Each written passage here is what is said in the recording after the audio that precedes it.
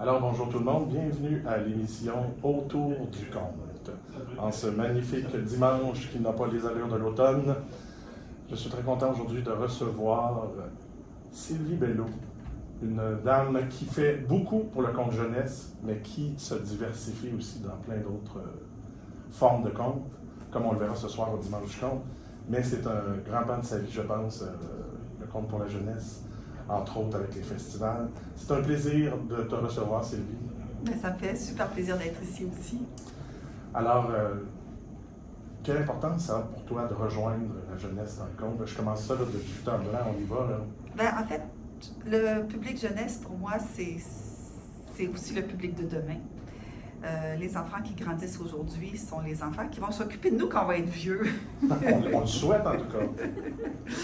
Alors, pour moi, le conte, c'est vraiment une porte d'entrée dans l'humanité, dans ce qu'il y a de profondeur, dans ce qu'il y a de humain chez l'être humain, chez les hommes, chez les femmes.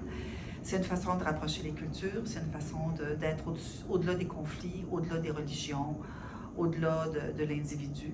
Alors, c'est vraiment une façon de rassembler. Pourquoi la jeunesse? Ben, j'aime travailler avec les jeunes. C'est pas que j'aime pas travailler avec les adultes, mais les jeunes m'ont vraiment beaucoup nourri. Ça fait 40 ans que je travaille dans le spectacle jeunesse. Ben oui, c'est ça. Et ben, j'aime voyager avec eux dans l'imaginaire, dans l'émotion, puis à travers l'histoire de l'humanité, parce que c'est ça aussi le conte. Et dans la réaction vraie. Hein? Oh, oui, dans la réaction vraie, dans l'instant, dans la présence. Ouais. Des enfants, tu sais s'ils t'écoutent ou s'ils ne t'écoutent pas. Public adulte, tu n'es pas trop sûr. Ça peut être plus flou des fois. Tout à fait. Mais des enfants, tu le sais tout de suite, puis ils sont chaleureux, ils sont spontanés, ils sont tous là. Ils te lancent un défi. Si toi, tu es à moitié là ce jour-là, puis tu t'en aperçois, il faut que tu ailles les rechercher. Tu te rebranches sur toi-même pour être avec eux. Alors, je trouve que les enfants, c'est un magnifique public pour apprendre à être plus humain. Et aussi, en même temps, j'oserais quasiment dire plus efficace dans notre pratique. Ah, tout à fait. À cause de ça, à cause de la réaction qui est tellement toujours immédiate, qu'on peut se corriger, on peut s'améliorer aussi avec ça. Là, je les ai peut-être échappés. Tout à fait. Ils sont tombés dans la lune. Ils ont décroché. Ils ont décroché. Et puis, ça, c'est automatique. Tu décroches, tu vois ton public qui décroche. Alors là, il faut que tu pédales pour raccrocher et tu es capable d'aller les rechercher. Puis aussi, tu apprends aussi que la concentration, elle vient par vague. À un moment donné, le public est super attentif. À un moment donné, il est un peu moins. Puis là, ça revient. Puis il faut accepter de ne pas se sentir déstabilisé parce que cette attention-là voyage en constance. C'est dans le traité de Ziami sur le théâtre Renaud que j'ai trouvé la phrase qui me rapproche le plus de ma pratique du conte. Quand on raconte une histoire, qu'on est sur scène, on fait cœur à cœur avec le public. Si moi, je suis dans la forêt, le public est la forêt. Si je suis dans le fond de l'océan, le public est la mer. Alors, j'ai des coquillages, j'ai des hippocampes, j'ai des algues, j'ai des requins. Le public fait partie de mon imaginaire. Donc, c'est vraiment une expérience partagée. C'est vraiment un rêve qu'on fait ensemble. Et il n'y a rien de plus satisfaisant comme conteuse ou comme conteur qu'un enfant ou un adulte vient de dire, ou un ado, quand vous racontiez l'histoire, je voyais les images dans ma tête. Parce que c'est ça le but du conte. C'est ça qui est beau. Hein? C'est de rêver ensemble. Pour rebondir là-dessus, là, c'est ton entrevue, mais hier, je racontais dans un parc à Laval, puis des parents qui étaient déjà venus me voir il y a 3 semaines dans un autre endroit de Laval me disaient on est assez contents que nos enfants, pendant 1h15, n'ont pas d'écran devant. Il y a quelqu'un qui leur raconte une histoire, puis ils veulent revenir, puis ils veulent que ça se passe à nouveau. C'est précieux. Hein? C'est précieux, c'est ça. Puis cette concentration-là, cet espace à rêver ensemble, c'est à la portée de tous. On a l'impression que les enfants ne sont pas capables de se concentrer. Donc, il faut créer des espaces où ils peuvent plonger dans cet espace de concentration partagée, de rêve partagé, d'émotions vraies. Parlant de la jeunesse, depuis 15 ans, tu mènes à bout de bras le Festilou. En fait, on prépare notre 17e édition. 17e édition, j'avais 2010 à 2025, mais 17e édition, donc, comment te vient, pourquoi tu mets ça sur pied en 2010, ce Festilou? Bien, pendant 20 ans, j'ai eu ma programmation famille au Théâtre de l'Esquisse. les dimanches. Parce qu'avoir un lieu comme ça aussi, c'est un beau privilège. Ben, c'est un privilège extraordinaire. On peut dire un théâtre de poche. Théâtre de poche, petit théâtre de quartier, laboratoire pour le conte. Salle de danse aussi accessoirement. Parce que quand on est arrivé, bon, il y a des histoires techniques avec la ville, des histoires de permis. Les propriétaires de l'édifice à l'époque ont dit « Oui, on a un permis commercial, on arrive pour prendre le permis à la ville. » Non, le permis est perdu. Alors là, on ne pouvait pas faire de théâtre, mais je peux faire des activités comme dans une bibliothèque. Alors j'ai commencé à faire du conte. Et l'heure du conte est née comme ça. Puis pendant 20 ans, j'ai eu du public. Mais avec la disparition des journaux papier, avec l'ouverture des magasins le dimanche, le public a fondu comme une peau de chagrin. Et le peu d'argent qu'il y a dans les écoles, je n'étais pas capable de vendre des spectacles à 25$ pour une classe pour venir faire une sortie. C'est ça, parce qu'il y a du scolaire des quartiers environnants qui venaient au théâtre de l'Esquisse. C'est ça, exactement. Puis c'était tellement de travail pour amener les classes qu'à un moment donné, je me suis dit, bon, je vais créer un festival de contes, tout va être gratuit.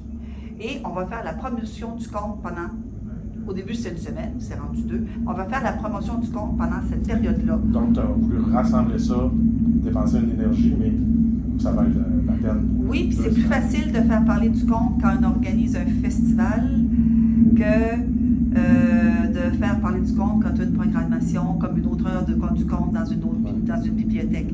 Donc le festival créait un momentum, ça me permettait de faire tourner les conteurs, de créer du nouveau répertoire, d'accueillir des artistes étrangers. Et c'est comme ça que j'ai laissé aller la programmation en famille au profit de Festilou. Et jusqu'à la pandémie, c'était une semaine, c'est 8 jours. Puis avec la pandémie, on a eu des éditions en ligne, donc là, on pouvait faire juste une activité à la fois. Alors, on a étalé ça sur 2 semaines, puis on a bien aimé la formule 2 semaines, donc c'est resté 2 semaines depuis. Ça se passe à quel moment de l'année habituellement? C'est au mois de mai, donc ça commence avec la fête des mères. On embarque par-dessus la fin de semaine des Patriotes. Ça a changé de nom plusieurs fois, jusqu'au dimanche suivant. Donc, c'est vraiment à partir de la fête des mères pour 2 semaines. Et si on reste un peu dans le même thème, depuis peu, c'est quand même encore assez récent, tu diriges et tu t'occupes de faire la narration des contes de petite sagesse. Alors, je co-dirige. Tu co-diriges. Avec Ilya Kruglikov de Berceur du Temps. Ça a commencé avec un projet post-pandémie de remettre les artistes au travail. On ne pouvait pas encore aller dans les écoles. Alors, on a fait une première série de 5 balados qui s'appelait « Les contes à dormir debout », où on avait une berceuse de la collection des Berceurs du Temps, un conteur issu de la diversité et une petite entrevue avec le conteur qui nous parlait un peu de comment il est arrivé au conte, destiné aux enfants. On a aimé ça, faire des balados. Visiblement. Alors, on a lancé le projet Petite Sagesse. Et c'est ça, c'est le moment où le Conseil des arts du Canada donnait de l'argent pour remettre les artistes au travail. Donc, on a eu une première subvention du Conseil des arts du Canada qui nous a permis de réaliser une première série de balados. Ensuite, se sont enchaînées des bourses du secrétariat à la francophonie qui nous a permis d'enregistrer des conteurs de la franco-ontarien. Là, l'année passée, on a redéposé pour le Conseil des arts et des lettres où on a une douzaine de balados avec eux et on a la Nouvelle-Écosse, le Nouveau-Brunswick et le Manitoba aussi qui s'en viennent. Donc, d'ici 2026, début 2027, on va avoir une vingtaine de balados qui vont être en nombre. Et tout ça étant admirablement très canadien. Ah oui. Donc, ça se retrouve sur l'application audio de Radio-Canada. Et sur toutes les applications. Et sur toutes les applications. Oui. Radio-Canada a eu l'exclusivité pendant quelques mois. On leur a donné 1 an pour la première année. Okay, on devait leur donner 3 mois, on leur a donné un peu plus. Là, on sort... Là, c'est ouvert un peu partout. Oui. Alors,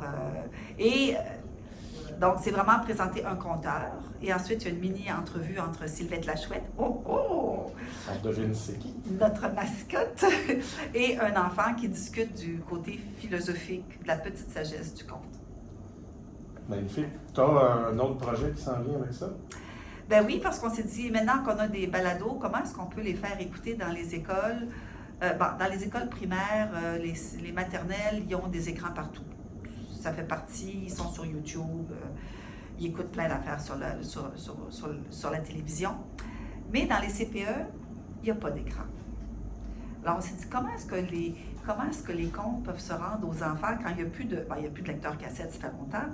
Les lecteurs CD sont tous en train de nous lâcher un après l'autre, puis il n'y a plus de nouveaux contenus. Et on a imaginé un dispositif d'écoute qui s'appelle la Pieuvraie Histoire. Et on est en développement. Donc, on est rendu à notre prototype 3 et on termine notre première vague d'ateliers. Si on a le temps à la fin de l'émission, on en reparle. D'accord. Pour le moment, on va aller écouter une entrevue que j'ai réalisée avec Sylvain Vigneault du festival Contes en Île pour qu'il nous parle de sa programmation qui vient de commencer tout juste vendredi. Alors, je me trouve en compagnie de Sylvain Vigneault pour le Festival international Contes en Île qui se tient aux îles de la Madeleine du 27 septembre au 5 octobre. Bonjour Sylvain. Bonjour Francis. Alors, très heureux de t'avoir à ce micro. Encore une grosse édition, une deuxième pour toi, je pense. Oui, le deuxième, en fait, en tant que directeur artistique, Ouais. deuxième édition, mais de longue date impliqué depuis le jour 1 pour la 24e. Hein? Depuis la première édition, impliqué depuis 24 ans, en fait, dans le festival. Hein, quand même. Oui. Ça te revenait de te retrouver là un jour, hein? C'est le seul poste que je n'avais pas fait à date. Ouais, c'est ça. Trêve de complimenterie. Oui. Beau gros festival encore cette année. Oui. Parle-moi donc des artistes que vous recevez chez vous. Premièrement, je vais commencer par les artistes locaux qui répondent à l'appel tout le temps. Oui. Des gens qui sont là, qui viennent, qui reviennent, des vétérans de la parole, comme on les appelle ici, puis des nouveaux visages. On avait une activité justement qui servait un peu de tremplin à lancer des nouveaux artistes, une scène où on les projetait, qui s'appelait Nouveaux Visages, où on a découvert des talents. Depuis les 10 dernières années, je te dirais qu'ils sont encore là, qui font encore du conte. Donc, qui sont maintenant, pour nous, attitrés vraiment qu'on le titre de compteurs. Donc, qui sont au même titre que ceux qui font ça depuis 25-30 ans. Ouais. Donc, on est bien content de ça. Donc, as-tu quelques noms à me... En fait, Hélène Richard revient, Gilles Lapierre, nos vétérans de la parole, Louis Lapierre, des gens comme ça. Rénal Desraspes, qui lui, il fait partie des nouveaux visages, même s'il a 60 et plus. Ah, ça, on n'est jamais trop tard pour devenir nouveau. Exactement. Puis, qui est une encyclopédie vivante de l'histoire des îles, de la généalogie, etc. Donc, on est bien content de l'avoir là. Clément Cormier, qui est un petit nouveau. En fait, il se plaît à s'appeler le plus vieux de la relève, qui est là, qui a été un artiste établi en termes de musique, mais qui s'est lancé dans le conte. Donc, on lui offre ce tremplin-là. Dans les nouveaux, dans les jeunes qui sont habitués de revenir, Sarah Bonato, Marianne Bourgeois, Michel Boudreau, Justin Leblanc, Danick Vigneault, etc. Donc, il y a vraiment, je ne veux pas toutes les nommer pour en oublier, mais ils sont au rendez-vous et on aime bien ça. Vous avez aussi des gens que vous invitez, d'ailleurs, hors les îles. Oui, hors les îles, on a au national et provincial, je dirais même à l'international, on a Fanomadix de Gaspésie, Acadie, si on veut. André Vernard, conteur de l'Abitibi, qui va être là aussi. On a Barbada, la drag queen de Montréal, qui va être là aussi pour agrémenter quelques soirées à l'animation et en conte également. Et à l'international, on a une conteuse marocaine d'origine, une conteuse française marocaine, d'origine marocaine, en fait, qui s'appelle Halima Hamdan, qui est une vétérante de la parole également. Et Virginie Komaniecki, qui, avec notre collaboration avec les Grandes Gueules de Trois-Pistoles, nous a fait découvrir cette conteuse-là, qui a des origines ukrainiennes et françaises également, donc qui nous amène dans des contes un peu rocailleux, montagneux et très intéressants. Et qu'est-ce que tu as comme soirée faire? Est-ce qu'on retourne compter sur le bord de la plage? On va compter sur le bord de la plage. Il y a ce qu'on appelle la soirée sous les étoiles, un peu qui fait place à la nuitée au flambeau, qui était plus praticable à cause de l'érosion du site, etc. Soirée sous les étoiles, les deux scènes, tous les artistes qui participent au festival passent tour à tour sur la scène, sur les deux scènes. On a même un site pour faire de l'astronomie. Avec quelqu'un qui s'y connaît. Donc, ça va être encore une fois un site animé par des artistes de cirque, etc., des jongleurs de feu, de l'observation d'étoiles et surtout des histoires des contes. Sinon, c'est les soirées quelques soirées thématiques comme Extravaganza.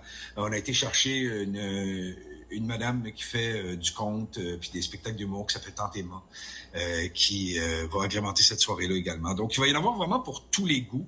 Des contes coquins aussi. Une soirée 18 ans et plus, une nouveauté pour le festival. Ça prend ça. Ça prend ça, on se retrouve entre adultes, on ouvre les oreilles chastes, on les déchaste, et puis on écoute ce que les artistes ont à dire, avec entre autres Barbada, Fanomadix, Nicolas Vigneault, qui est un jeune auteur des îles, qui va nous faire un petit conte coquin. Donc je pense que tout le monde va y trouver son compte, pour faire un mauvais jeu de mots. Auteur et libraire, si je me souviens bien, Nicolas? Oui, exactement. Auteur et libraire, et écrit quelques textes dans le journal local, et puis on est bien content qu'il ait accepté. Et tout ça se poursuit jusqu'au dimanche 5 octobre. Il y aura même une balade à vélo, conte à vélo, avec André Bernard. Oui, vous avez même fait une belle prise avec un certain Fred Pellerin, mais c'est complet. Oui, il commence en fait, Fred. On voulait lui donner une chance. C'est ça c'est ce soir. Alors, on va visiter le site Internet de Conte en Île. Tout est là, le lien pour la billetterie, etc. Donc, pour que les conteurs continuent à conter des histoires, ça prend des oreilles et des yeux. Donc, on invite les gens à venir s'émerveiller à Conte en Île. Merci beaucoup, Sylvain Vigneault. Merci beaucoup, Francis. Poursuivons cette émission. On va aller écouter un bout de chanson. Qu'est-ce qu'on va écouter, Sylvie, et pourquoi rapidement?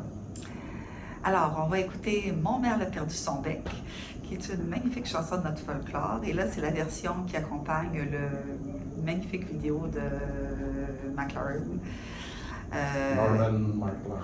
Lauren McLaren. Et vous allez comprendre pourquoi j'ai choisi Le merle a perdu son bec.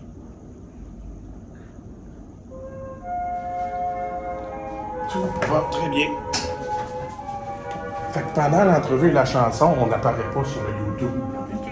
On est resté très révérencieux. On a pris un petit peu de retard, mais on a coupé la tune plus tôt. OK, attendez-vous. Oui, il faut juste comme pas la couper dans. Non, ça va être un fait d'art de toute façon. Un fait d'art. Mais. Hein? C'est ça.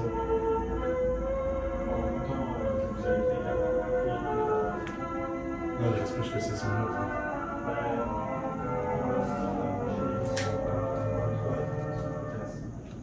Non. Quand ça va prendre un 3 ans. On finit avec nous. Tu la laisses pas partir, là?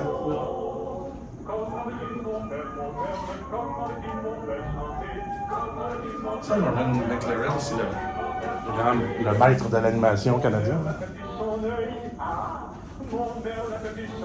Il n'y a plus personne qui connaît cette chanson-là.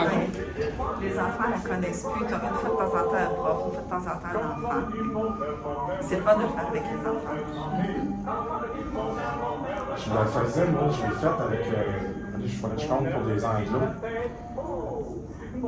C'est une école anglaise. Ils ne parlent pas français. C'était il y avait 4-5 personnes qui travaillaient dans le français. Les autres, c'était comme. Mais tu sais, c'est une activité de francisation, tout ça. J'ai lu pas mal de chansons. Alouette,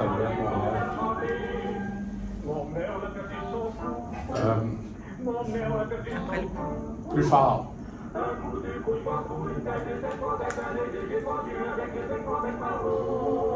Toi, tu peux pas m'entendre, Ben.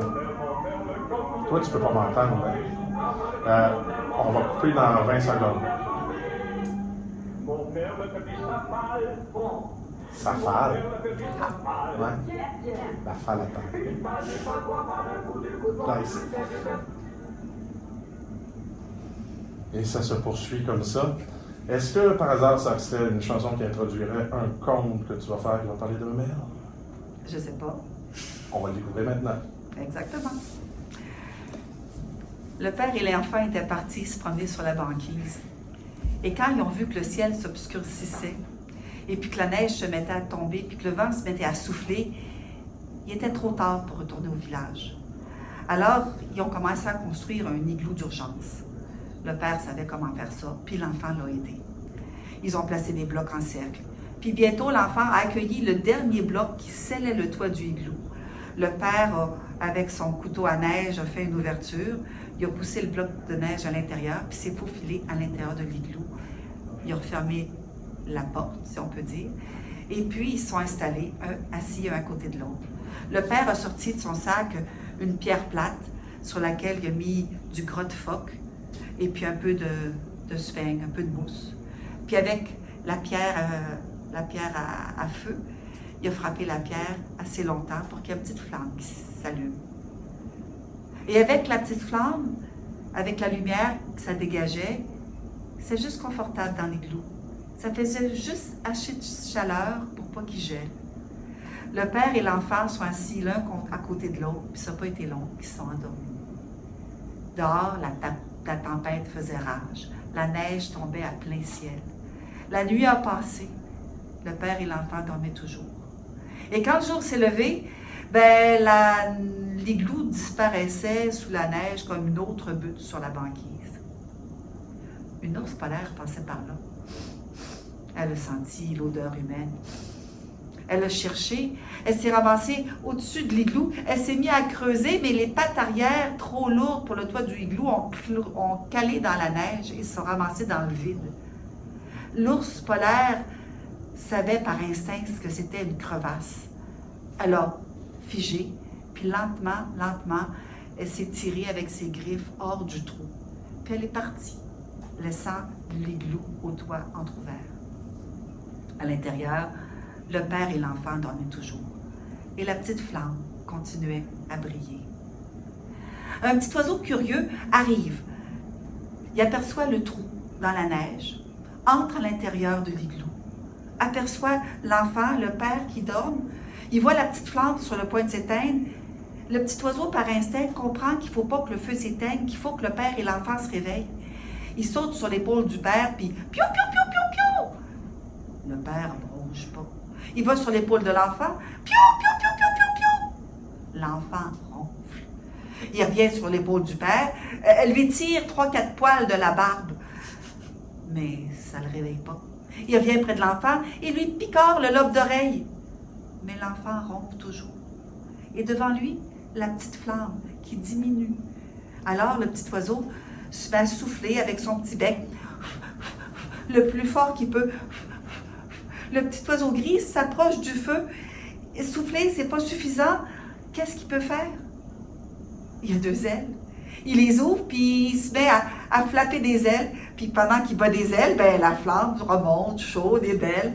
Une fois que la flamme est montée, le petit oiseau arrête de bouger ses ailes, puis la flamme redescend. Bon, le petit oiseau comprend qu'il n'est pas au bout de ses peines. Alors, il se rapproche du feu, encore une fois, se met à battre des ailes. La flamme monte, haute et chaude et brillante. Alors, le petit oiseau vient pour arrêter, la flamme redescend. Alors, il reste là, à battre des ailes. Mais je ne sais pas si vous êtes resté des fois longtemps près d'un feu très chaud. Ça finit par chauffer, même la peau du ventre. Alors, le petit oiseau se met à reculer d'1 pas, de 2 pas, de 3 pas. Mais chaque fois qu'il recule, la flamme diminue. Alors, le petit oiseau comprend qu'il va devoir rester devant la flamme, coûte que coûte, jusqu'à ce que le père et l'enfant se réveillent. Alors, le petit oiseau est resté près du feu, à battre ses ailes, avec son ventre qui chauffait, qui brûlait. Et puis, au bout d'un moment, il a entendu « Hi! Oh, papa, as-tu vu l'oiseau? J'en ai jamais vu un comme ça. » Le petit oiseau, tout surpris, s'est retourné, s'est envolé. L'enfant a juste eu le temps de voir le petit oiseau gris avec un ventre rouge-orangé qui sortait de l'igloo. Le père aussi l'a vu. C'est depuis ce temps-là que le petit oiseau au ventre rouge-orangé l'a transmis à ses petits, puis à ses descendants. Puis cet oiseau-là, on peut le voir encore aujourd'hui dans nos parcs pendant l'été. C'est notre rouge-gorge, notre merle d'Amérique. Ah, voilà. Le merle. Le merle, la chanson et le conte. Alors, on avait commencé à discuter de la pieuvre à l'histoire. On a encore quelques minutes, si tu veux nous parler encore de ce beau projet-là qui s'en vient. Qui se construit, c'est ça. On est à notre 3e prototype. Ça fonctionne, ça marche bien. Les enfants adorent ça. Les éducatrices aussi. Le but, il y a 2 buts, c'est de développer l'écoute et de développer ensuite la prise de parole. Donc, c'est vraiment d'amener les enfants à écouter sans images, à rester assis pendant... Et on le sait, on en a la preuve qu'ils sont capables. On le fait beaucoup comme conteur. Et même avec la pieuvre à histoire, il reste là avec le tentacule collé à l'oreille. Parce que le son du conte sort au bout du tentacule. Oui, c'est ça. Puis c'est pas fort, il faut vraiment se coller l'oreille. Alors, c'est vraiment une écoute active. Tu es obligé de tenir quelque chose. Tu peux toucher la patte. C'est un toutou gigantesque, là. Alors, il y a tout le côté tactile. Ventouse. Ouais, presque. Il y a les gros yeux de la pieuvre qui te regardent. Alors, ça devient vraiment un personnage. Et, ouais, l'écoute est vraiment... ça stimule l'écoute. Et puis ensuite de ça, c'est d'amener les enfants à parler de ce qu'ils ont entendu. Alors ça, c'est comme l'étape suivante. Et, on est en train de développer ce projet-là. Les écoles n'ont pas d'argent, les CPE n'ont pas d'argent. Donc, pour l'instant, grâce à des projets, on peut aller faire l'expérimentation, mais ça fonctionne vraiment. Et nous, on rêve d'avoir une troupe de pieuvres qui envahissent les CPE du Québec pour pas remplacer les compteurs, préparer les enfants à la rencontre avec un vrai compteur. C'est ce que je vous souhaite. Pour ce qui s'en vient pour toi, je t'accompagnerai. En fait, on s'en va au Festival de contes et légendes en Abitibi-Témiscamingue dans 2 semaines. Tu continues de préparer bien activement la prochaine édition de Festilou, 2 semaines. Et on pourra t'entendre ce soir au Dimanche du Conte, au bar Le Jockey à 19h. À 19h30, pardon. Avec un répertoire un peu différent. C'est du mélange de continuité et de récit de vie. L'histoire de Tilou Caron, mon grand-oncle, qui a vécu 8 ans dans le Grand Nord. Et pour ce soir, si vous avez écouté l'émission et que vous venez au Dimanche du Conte, un mot pour avoir un billet gratuit sera le mot « chouette ». Vous allez savoir pourquoi. Restez avec nous, l'émission qui suit avec Marc Bolduc, excusez-la, et on se retrouve la semaine prochaine.